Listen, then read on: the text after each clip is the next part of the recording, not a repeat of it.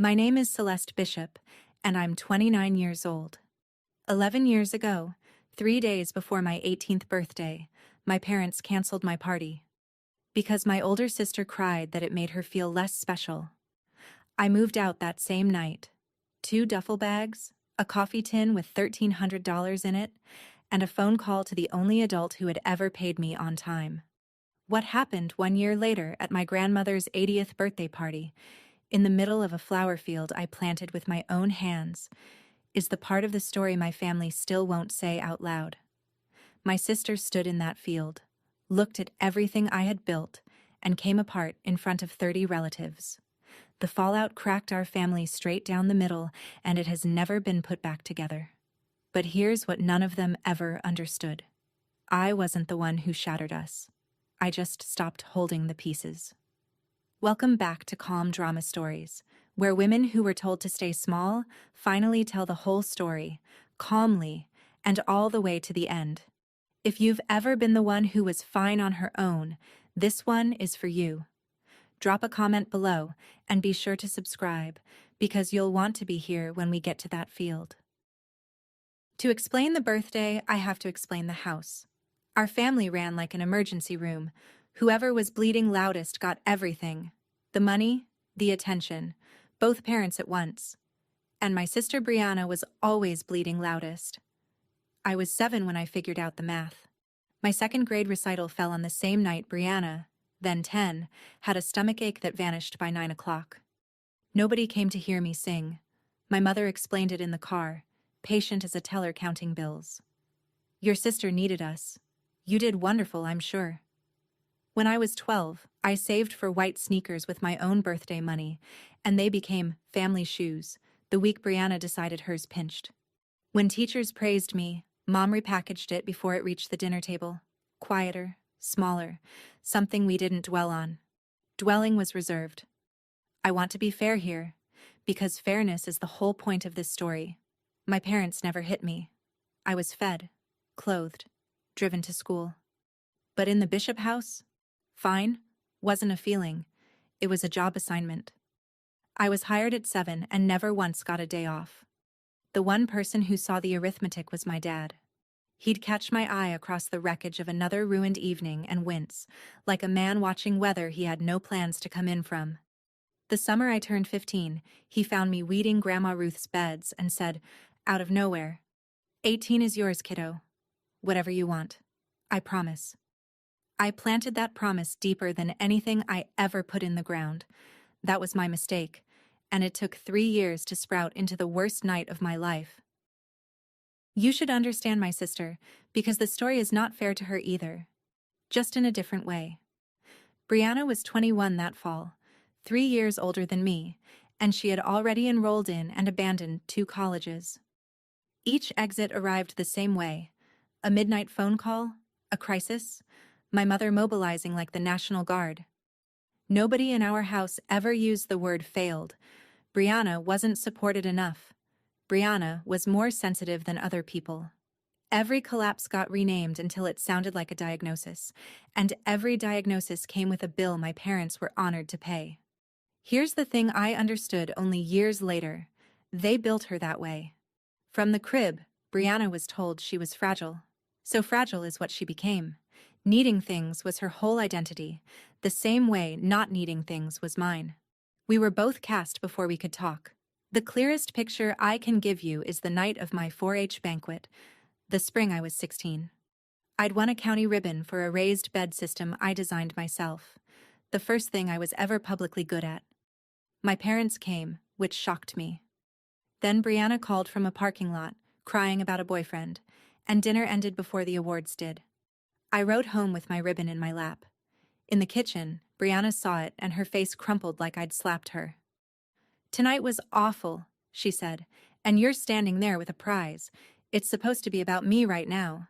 She said it the way you'd cite a rule, because in our house, it was one. My mother made her tea. Nobody asked to see the ribbon. I pinned it inside my closet door, where things that were mine had to live. What saved me was dirt. At 14, I started weekends at Hollis Greenhouse on the edge of town, hauling flats and washing pots for June Hollis, who was 63, built like a fence post, and constitutionally incapable of flattery. June paid me in wages, eye rolls, and free advice, which is to say, she paid me more than anyone ever had. By 17, I could run her seed room alone. Every paycheck went into a savings account at First Hartwell Bank. $9,412 by that September. 3 years of Saturdays. One detail matters. I opened that account at 14, and the bank required an adult on it, so it was a joint account with my mother. At 17, I asked to open my own. The teller said I'd need a parent to co-sign until I turned 18. Mom smiled and said, "After your birthday, sweetheart, one thing at a time." Then she said it again in June, and again in August. I noticed. I want that on the record. I noticed. So I started skimming my own harvest, cashing small amounts, 20 here, 40 there, and folding the bills into an empty coffee tin I kept behind my winter boots. By September, the tin held $1,300. I told myself I was being paranoid, that mothers don't need watching like weather. Looking back, I wasn't being paranoid. I was being slow. The rest of the money sat where it sat, because a 17-year-old cannot outrank a co-signature, and because some part of me still believed the account was a shared garden instead of what it actually was, land in someone else's name, worked by me. The party I planned was not a party by most people's standards. Dinner in Grandma Ruth's backyard, string lights in the maple, a sheet cake from Hartwell Bakery, chocolate with cream filling, my name in yellow icing. 15 people, folding chairs, June invited and threatening to come. That was the whole dream. One evening, one table. Everybody's eyes pointed the same direction for once, and the direction was me. Dad had promised, and for 3 years I'd carried that promise around like a seed packet, checking the date. 18 was also a doorway. I'd been accepted into the state agricultural program for the spring term, and past it, blurry but real, was the only future I ever wanted. A cut flower farm with my own name on it. Grandma Ruth was the one who put that shape in my head. She grew dahlias behind her house on Maple Street, a dark crimson strain her family had kept going since the year my dad was born, petals so deep they looked like velvet drinking light. That August, she walked me down her rows, tapped a bloom, and said, "Flowers don't apologize for taking up a bed, Celeste. Notice that." I did. I noticed it the way you notice a door standing open. Then, 3 weeks before my birthday, Brianna announced her third program, a wellness and design semester in Columbus. Very exclusive, very urgent. It needed a deposit right away, she said, or her spot would go to someone whose family believed in them. I remember exactly where I was standing when she said it, because the kitchen went quiet in a way I'd been trained since childhood to read. Quiet, in our house, was the sound of money changing direction. Brianna lasted 11 days in Columbus. 4 days before my birthday, a Friday, she came home at 1 in the morning. I heard the front door, then the particular register of her crying, the one that meant furniture was about to be rearranged around it. By breakfast, the house had a new gravity. Mom moved through the kitchen like a triage nurse, murmuring into her phone. Dad sat with his coffee and studied the table. Brianna held the middle of the couch, wrapped in the good quilt, narrating the unfairness of Columbus to anyone who passed. I made toast and said nothing, which was my job. That evening, I heard Mom in the hallway on the phone with Aunt Patty, my dad's sister. Her voice had its planning tone, low and smooth, the one she used when a story was being fitted for public wear. I caught the phrase, "What's best for the family right now?" and the smaller phrase after it, the one aimed at me without my name attached. "Well, she's got her whole life for parties." I stood in my room with a stack of paper invitations I'd hand-lettered myself, because we'd never gotten around to sending them, because something in me had known better than to make it official. 15 envelopes. I'd drawn a little dahlia on each one. I put them in my desk drawer, face down, and told myself the math could still work. That even in our emergency room, a girl only turns 18 once, and surely that outranked a homesickness. The next morning, Saturday, my mother knocked on my door with 2 mugs of cocoa. She had her gift-wrapping voice on, and I knew, before she said a thing, exactly which gift was about to be taken back. She sat on the edge of my bed and arranged her face into kindness. "Sweetheart, about Tuesday." Tuesday, mind you. My birthday had become a day of the week. "Your dad and I have been talking. With everything your sister is going through, a party right now would just rub salt in it. She sees you celebrating with her life upside down.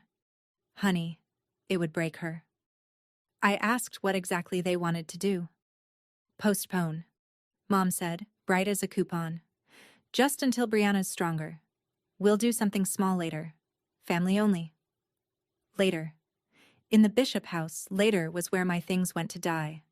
I looked at her and did something I had never done at that kitchen table pitch of my life. I asked the real question. "When was my turn scheduled, Mom? I'd like to see the calendar." Her face flickered, then settled, and she said the sentence that has followed me for 11 years. "Oh, Celeste, don't be dramatic. You've always been fine on your own." There it was.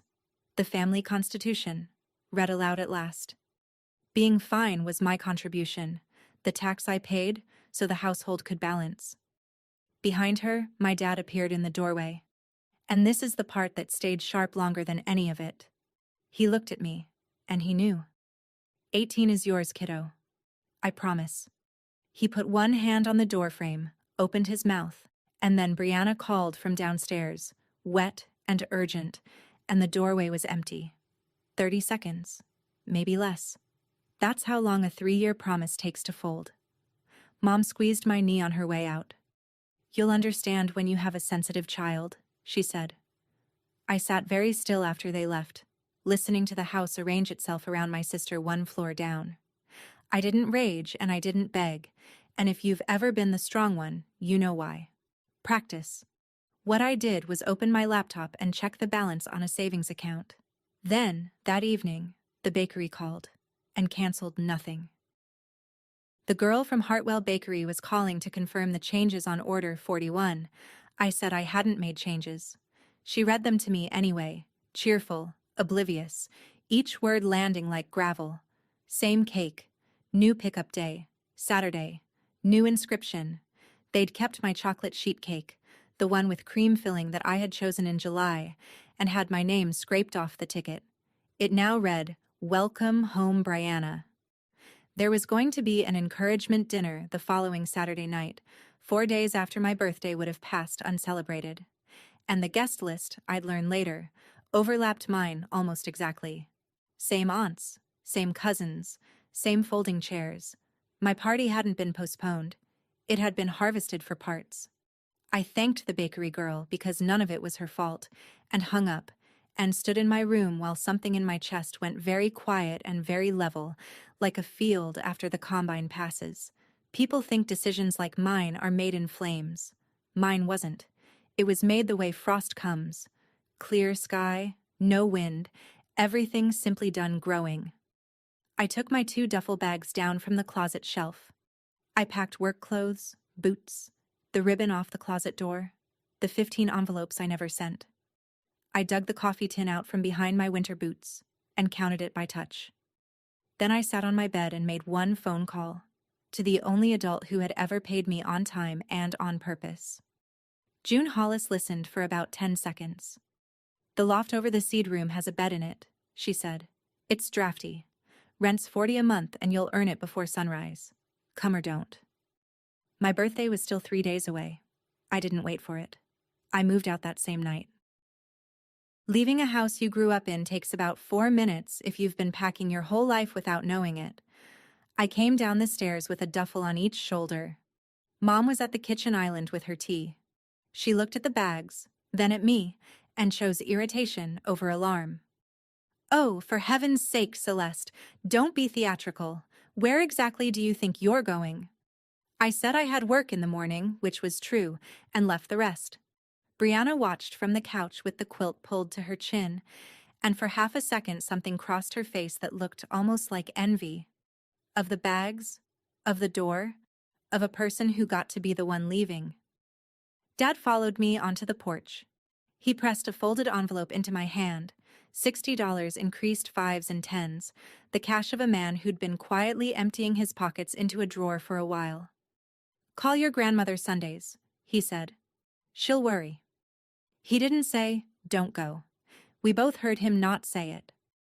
I walked the 2 miles to Hollis Greenhouse under a September sky, the color of a bruised plum, and when I let myself into the seed room, the warm smell of soil met me like somebody glad I'd come. The loft was drafty, exactly as promised. I lay on the narrow bed and understood something I'd been circling for years. Being fine was the rent I paid to live in that house. That night, I stopped paying. 3 days later, I turned 18 over a grocery store cupcake with one candle June stuck in it, embarrassed by her own gesture. Then Wednesday morning, I went to the bank to collect my 3 years of Saturdays. And that's when the teller's face changed.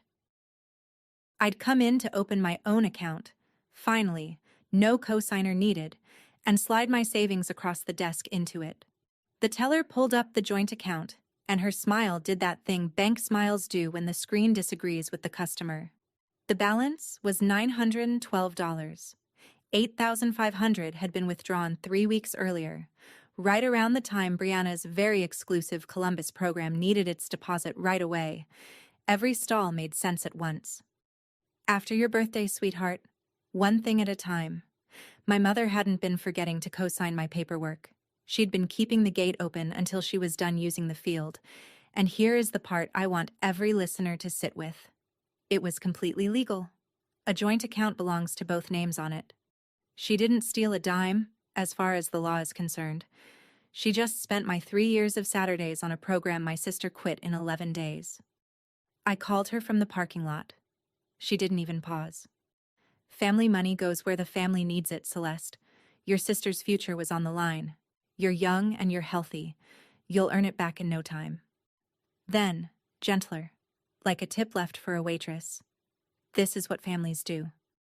I went back inside, withdrew the $912, and closed the account with both hands steady. I waited until the truck June had lent me before I let them shake. By Sunday, my mother had already told the family her version of everything: the party, the bags, the bank. I found that out from a voicemail.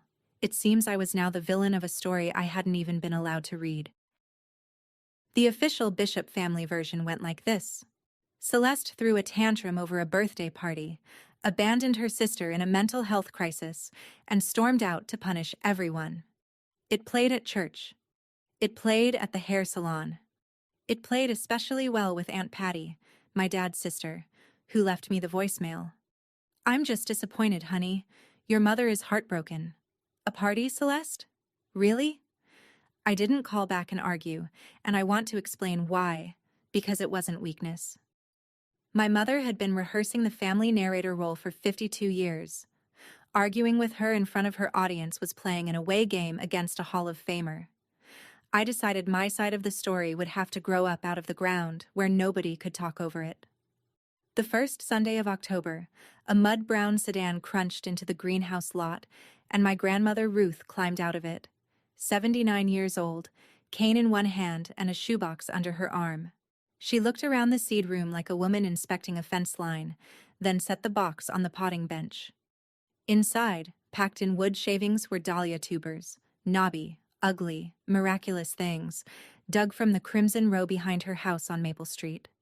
Her family had kept that strain alive since the year my father was born. "You know what these are," she said. It wasn't a question. "Plant them somewhere they'll get looked at." Then she patted my cheek with a hand like paper and said she was missing her program.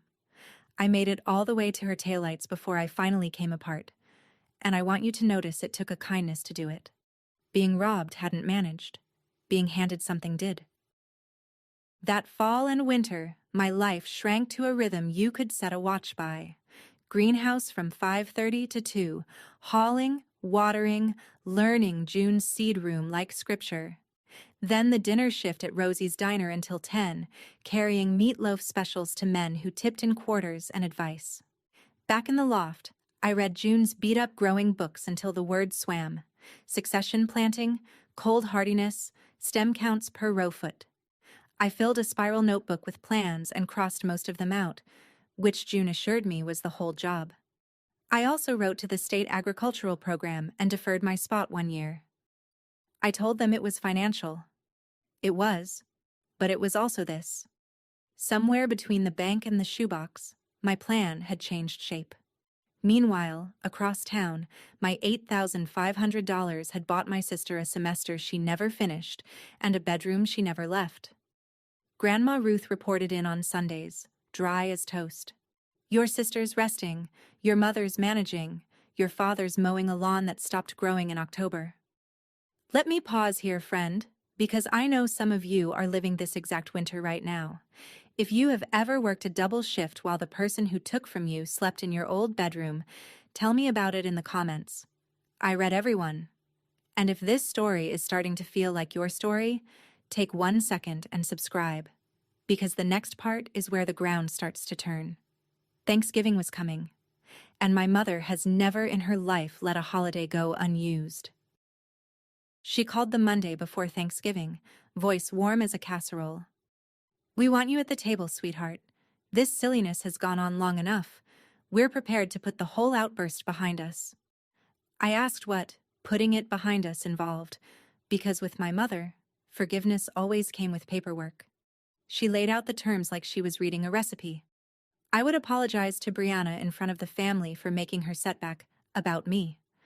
I would move back into my old room where they could keep an eye on me. I would contribute to the household now that I was so keen on working. And I would let go of this little gardening phase before I embarrassed myself further. I remember looking out the loft window at June's empty back field while she talked. 2 acres of dead grass with frost on it, and feeling the strangest calm. And if I say no? I asked. Her voice cooled a single degree. We worry about your sister, Celeste. She's delicate. You've always been fine. Honestly, it's the one thing we never had to think about. There it was again. The Family Constitution, Article 1. I thanked her for the invitation and told her I had to work Thanksgiving morning. The silence on the line had a shape to it. Then don't bother coming at Christmas either, she said, and hung up first. She always hung up first. I stood with the phone against my ear a while anyway, listening to nothing. Here's what I didn't know that night. It would be almost 10 months before I heard my mother's voice again, and by then, everything about the ground between us would have changed. Christmas Eve, the greenhouse was closed and the loft was so quiet I could hear the propane heater think about quitting. I'm not going to dress this part up because some of you have sat in this exact chair. I wrote my mother a Christmas card. Took me an hour, 4 drafts, the last one down to almost nothing. Merry Christmas, Mom. I'm safe. I'm working. Then I sat with the stamp on my tongue and understood, with a clarity that tasted like glue, that I wasn't writing to my mother. I was writing to a mother I had invented, one who would read it at the sink and soften and drive over with cocoa. That woman didn't live at my parents' address. I put the card in the drawer with my 15 unsent invitations. The collection was growing. Around 8, headlights swept the lot, and Grandma Ruth let herself into the seed room with a tin of molasses cookies and 0 explanation of what she'd told my parents about where she was. We ate them next to the seedling heat mats, and she inspected my spiral notebook like a loan officer, which, looking back, she sort of was. June stumped in near 9 with something wrapped in butcher paper. A spool of striped gross-grain ribbon, heavy, the good kind. For your first market table, she said, daring me to make it emotional. I didn't dare. But when they'd gone, I stood the spool on the windowsill where the invented mother's card would have lived, and it looked exactly like what it was. A bet. 2 old women had just wagered on a girl with $900 and a shoebox. In January, June raised the stakes herself, and what she offered me came with a contract and no mercy. The second week of January, June walked me out to the backfield in boots and a dead man's barn coat and made me the offer that split my life into before and after. 2 acres of fallow ground behind the greenhouses, south-facing, water line already run to the old sheep trough. I don't do charity, she said, before I could say anything at all. 3 seasons, 900 a season, first season up front. You supply your own sweat, your own seed, your own mistakes. Written down proper. Both signatures, so neither of us can get sentimental about it. $900 was nearly everything left from the account, and everything left in the coffee tin after seed catalogs was already spoken for. Trellis netting, silage tarps, a used walk-behind cedar with a wobble. I stood on the frozen ground and did the math 3 times, and the math said no, and something underneath the math said now. I signed at her kitchen table that Friday. 2 acres, $900, and a shoebox. That was my whole inheritance, and it turned out to be enough. The same week, a letter from the state agricultural program sat on my windowsill asking me to confirm my deferred spot. I let the deadline pass on purpose. I want to be honest that it scared me worse than leaving home had. Leaving home, I'd had somewhere to walk to. This time, I was walking off the edge of my own map, 18 years old, no college, no family, no backup plan, on land I didn't own. But you cannot grow anything with 1 foot out of the field. That February, when the ground gave, I buried Grandma Ruth's crimson tubers in trays of damp shavings to wake them. And the first green nubs broke through on the exact morning the county paper would have called foolish. Mine. Spring made me pay for my confidence almost immediately.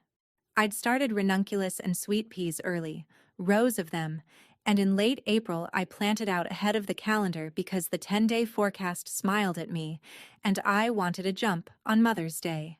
Then a frost slid down out of Canada on a clear, windless night. The kind that doesn't announce itself, the kind that simply arrives and files its paperwork. I walked the rows at dawn with my breath hanging and $400 of seedlings gone to wet brown rags.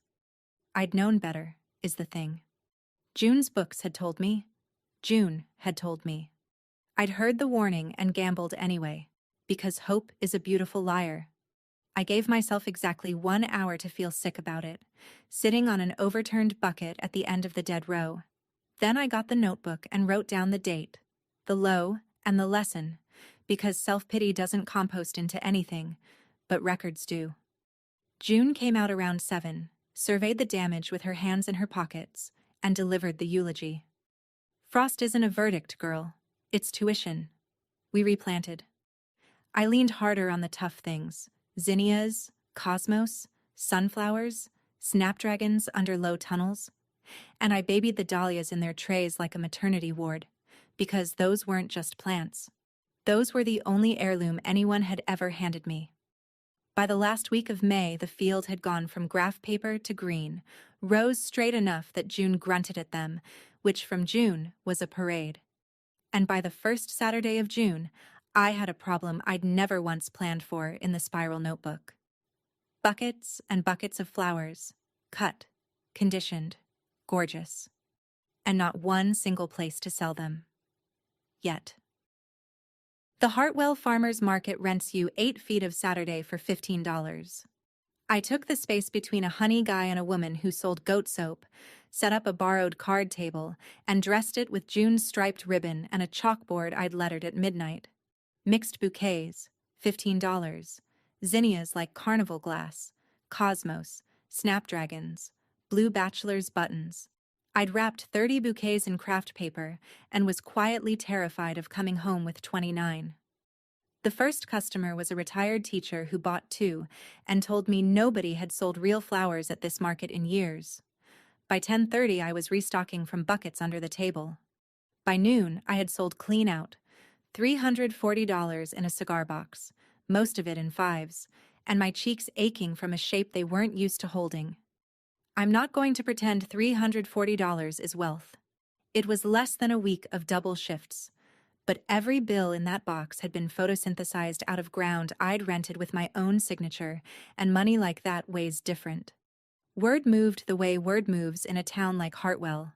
2 church ladies from my mother's own congregation stopped, recognized me, and got very busy smelling the sweet peas. And before the market even closed, my phone buzzed with a number I hadn't seen since Thanksgiving. 1 line. A market stall. Congratulations. That was the entire message, And if you've ever had a mother like mine, you heard the tone of it exactly. Congratulations pronounced the way you'd say, "Oh, honey." I read it twice, put the phone in the cash box with the fives, and sold the last 3 bouquets. I never did answer it. The field answered for me, all summer long. In July, a bride named Hannah stopped at my stall, got teary over the snapdragons, and asked if I did weddings.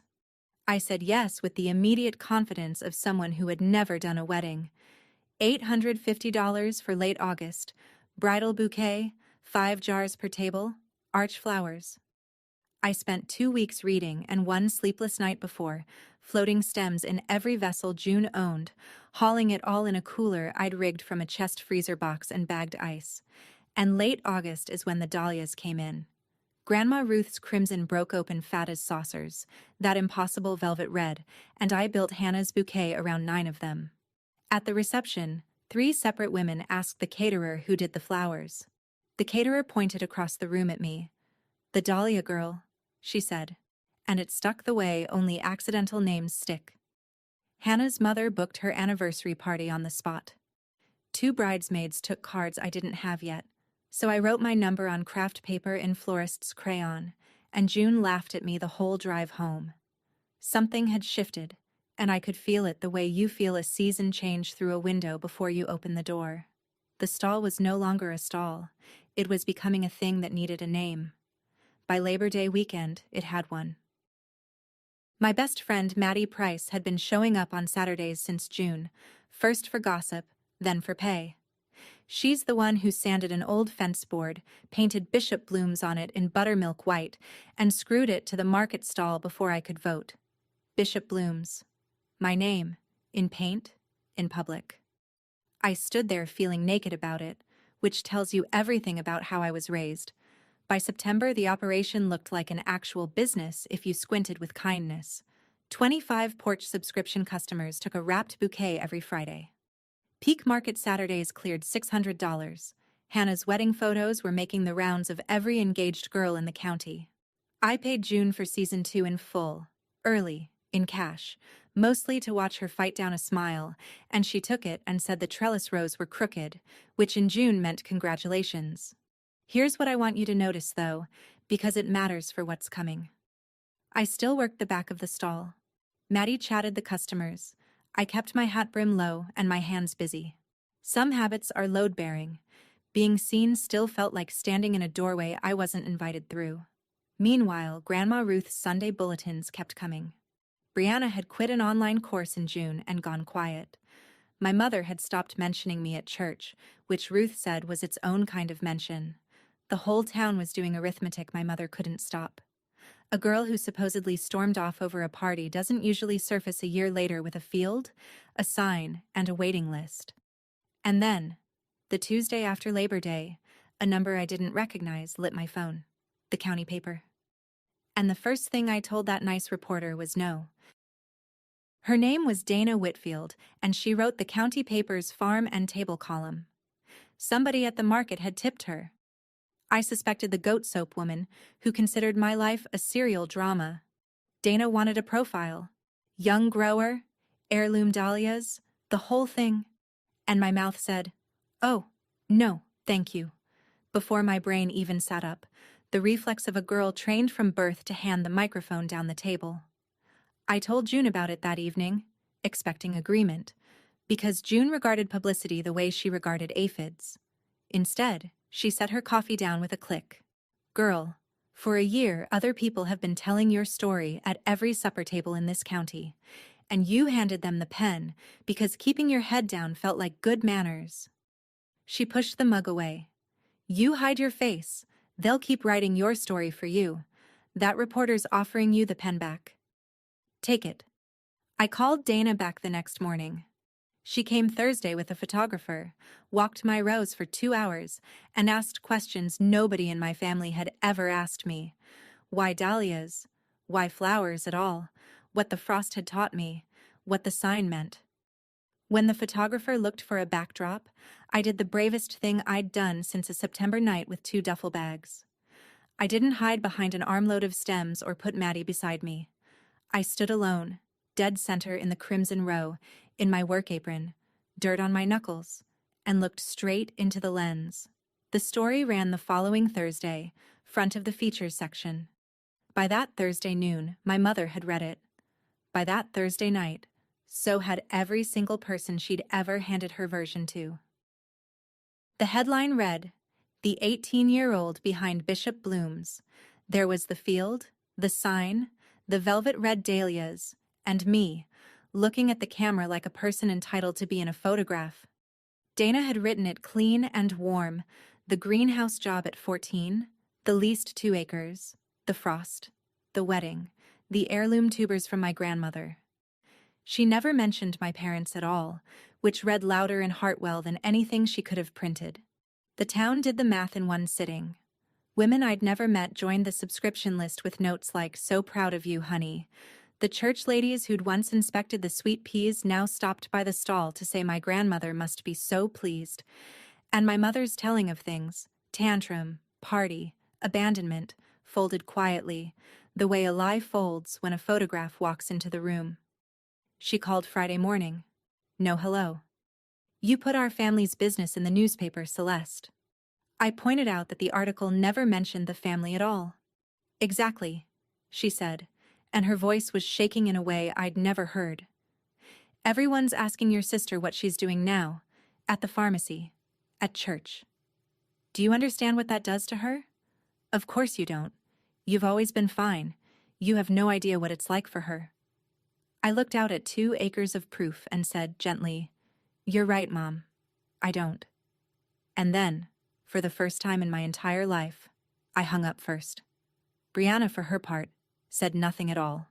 No text, no message through Ruth. From a house where feelings were broadcast at full volume, silence was a new instrument. I should have wondered harder what it was tuning up for, because the next call came from my grandmother, with a demand. Grandma Ruth turned 80 at the end of September, and she called me herself, which she did, roughly never, phones being in her view a fad. "They're planning my birthday," she said. "Patty wants the church hall. Your mother wants the house where she can manage things." A pause, and I could hear her smiling around her own idea. "I told them I've sat in both those rooms for 80 years. I want my party in your field, in the middle of something honest. I already told the whole family. I announced it, so nobody could wiggle." I sat down on a bucket. My field. 30-odd bishops and bishop-adjacent relatives, including 2 parents and 1 sister I had not laid eyes on in a year, standing in the middle of everything I'd built out of the wreckage they'd handed me. "Grandma," I said, "Mom will never come." "She'll come," Ruth said, flat as a griddle. "Skipping my 80th after this year in front of everyone? Your mother would rather chew glass. That's exactly why I did it, sweet pea. It's my birthday. I'm allowed 1 present, I pick myself." She wanted truth in the room, this woman. Wanted it planted where nobody could talk over it. "Now, friend, before we walk into that field together, I want to know something, honestly, down in the comments. Would you have let them come? Because I almost said no." I stood in my rows for an hour after that call, arguing with the dahlias. If this were you, the canceled party, the empty account, the year of silence, tell me what you'd have done. And if you're new here, subscribe now, because a canceled 18th birthday is about to end at an 80th. 1 week out, my mother called. She had a small favor. 2 weeks after I'd hung up on her, she called back and opened with logistics, as if nothing had happened. How many chairs? Would there be shade? Should Patty bring her lemon bars? Then, casually, the way you'd slip a knife into a picnic basket. "One small thing, sweetheart. Sunday, when people ask about the farm, and they will, it would mean the world if you'd present it as a family project. Because honestly, that's what it is, if you think about it. You learned your work ethic somewhere." I actually laughed. 1 short syllable I couldn't hold in. She pressed on, voice sweetening the way it did when the ask was the whole point of the call. "And we think it would be healing. Dr. Feldman thinks it would be healing, for Brianna to have a role there. Events, parties, that sort of thing. She has such an eye. It doesn't need to be formal Sunday. Just, if it comes up, you could mention Brianna handles events for Bishop Bloom's. She needs a win, Celeste. You have so many now. There it was.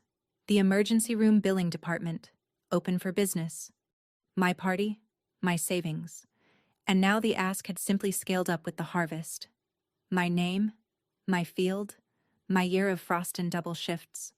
Reissued as a family project, with my sister installed in the story like a transplant the body was supposed to accept.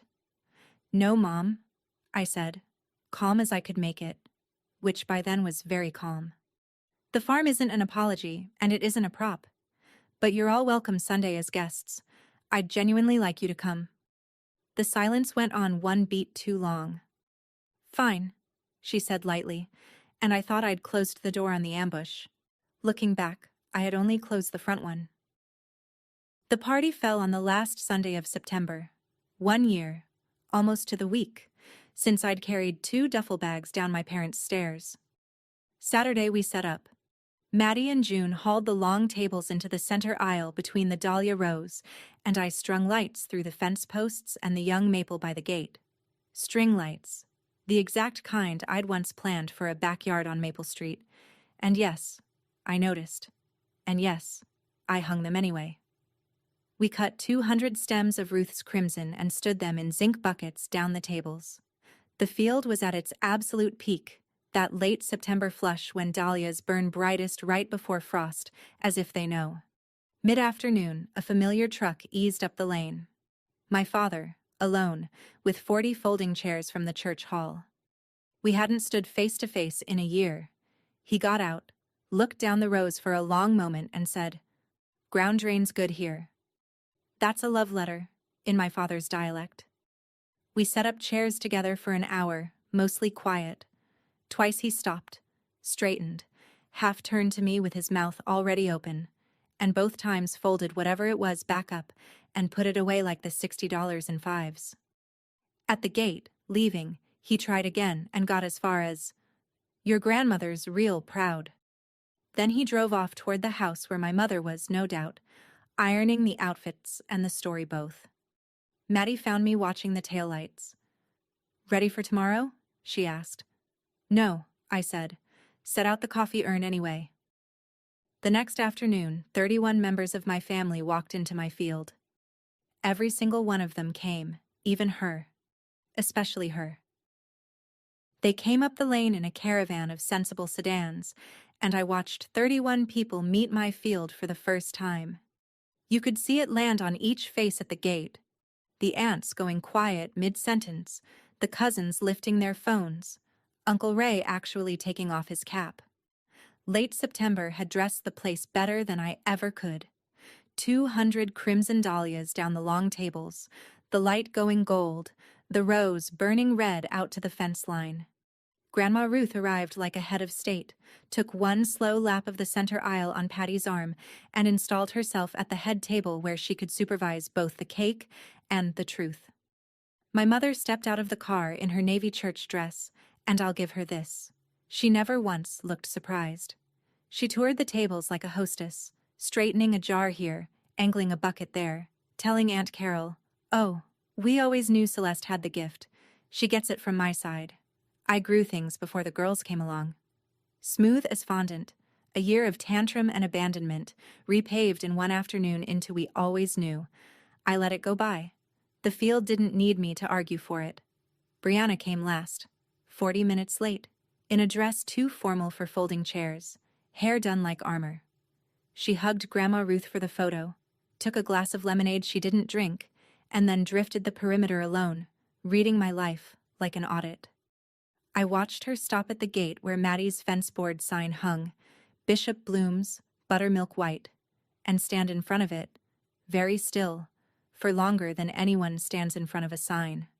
Patty appeared at my elbow with lemon bars and a look. "You okay?" she asked. And it was the first question she'd asked me in a year that wasn't an accusation. "Ask me at sundown," I said.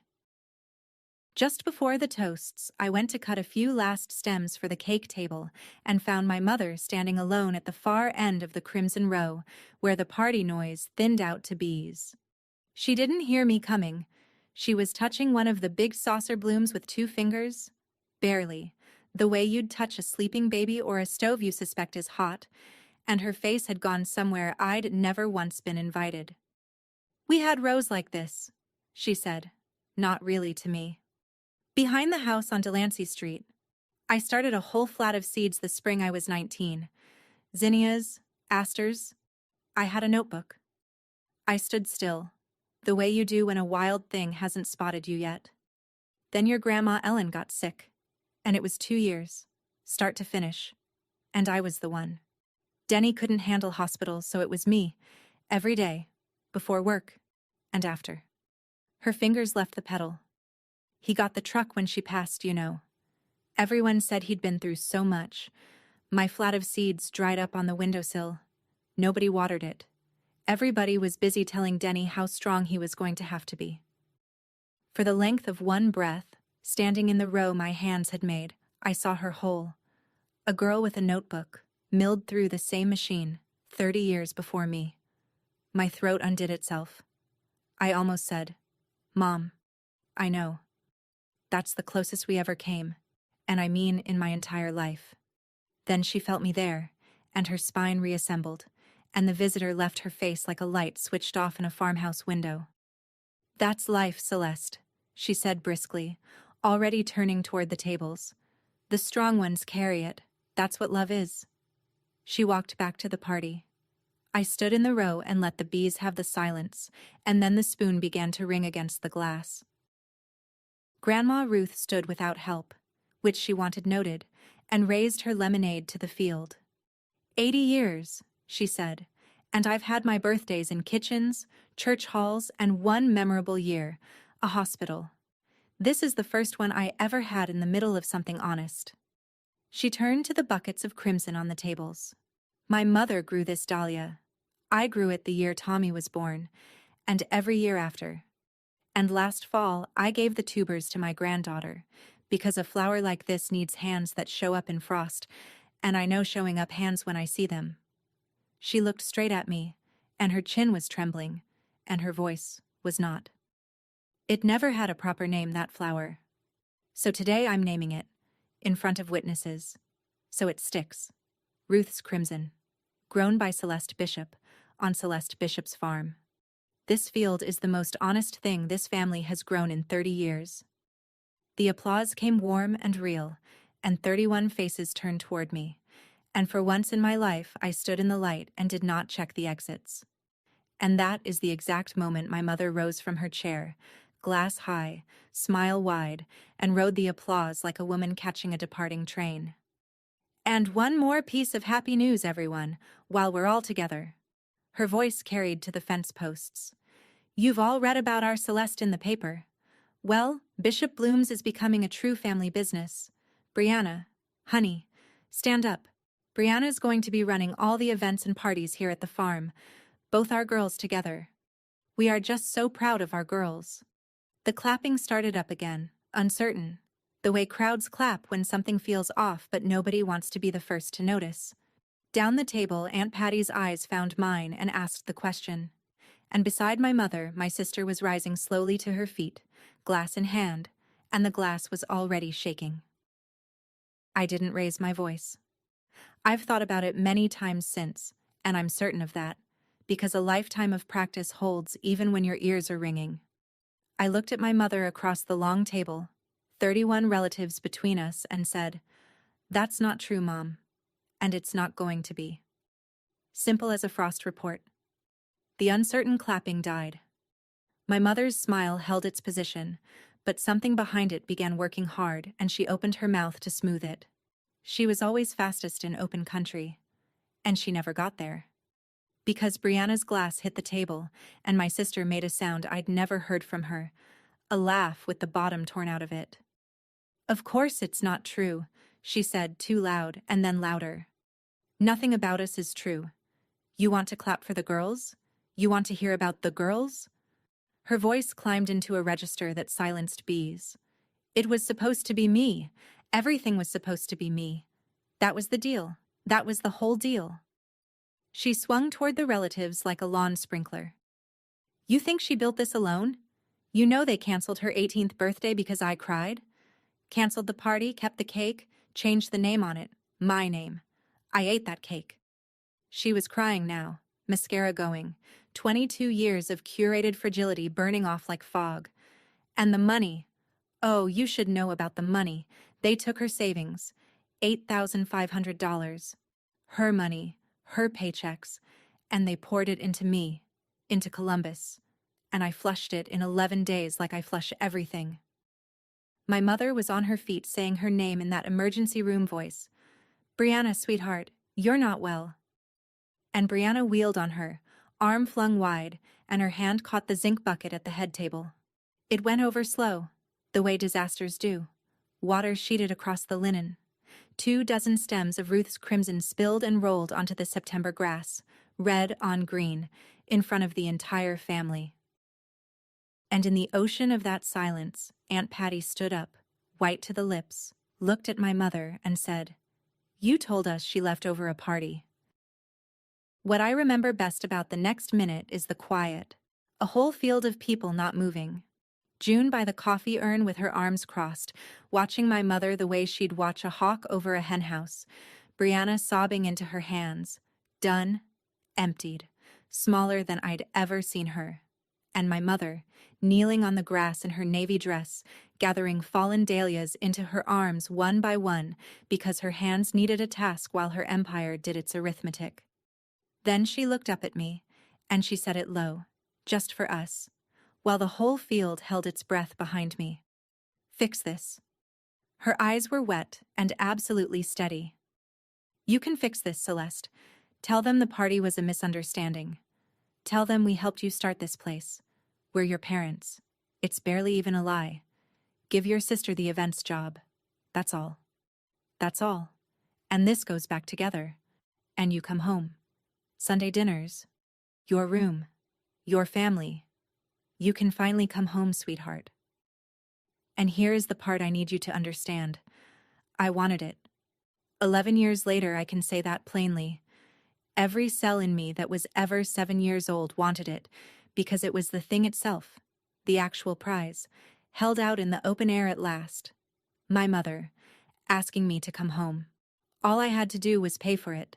Same currency as always. Shrink the truth. Hand over the story. Share the name on the sign. Disappear at my own table one more time. I looked at her arms full of my grandmother's flowers.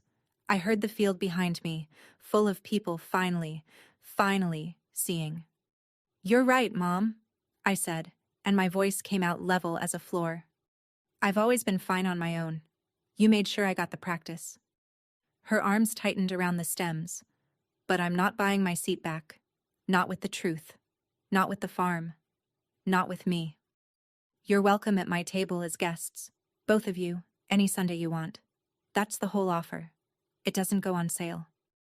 My mother stood up slowly, still holding the dahlias. And for a second I thought, even then, I thought. Then she laid them on the table like evidence, took Brianna by the hand, and walked out of my field without looking back. She never has.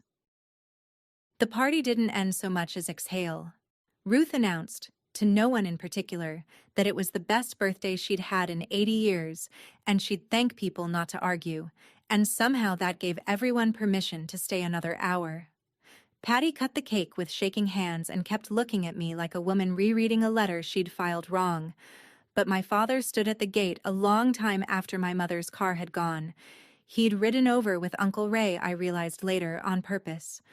When I brought him his jacket, he turned his cap around in his hands like a wheel he was steering. "I should have said something at your birthday," he said to the gravel. "I've been saying nothing for 20 years, Celeste. Turns out it's the loudest thing I ever did." I told him I knew. Not it's okay. I was done saying that one. Just, "I know, Dad." He nodded and got in Ray's truck and went home to the house he'd chosen every day of my life because he was who he was. But that November, letters started coming. One a month. his handwriting like barbed wire, 4 lines at a time.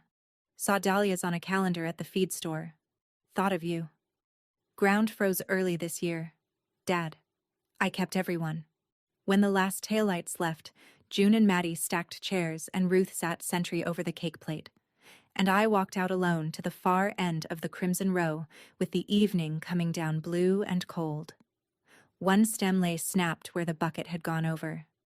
I picked it up and stood there in the dark field that was mine, and understood the last thing, the one I'd been circling all year without landing. I had stopped paying rent a year ago, but I'd kept waiting for the landlord to drive by and see the garden and want me back. That was over now. It had walked out of the field on its own 2 feet. Ruth's voice carried down the rows behind me, ordering Maddie to put the broken stem in water. "Cut flowers aren't dead flowers," she called. "Somebody bring that in the house." Here's where it all settled, in the plain math of afterward. The family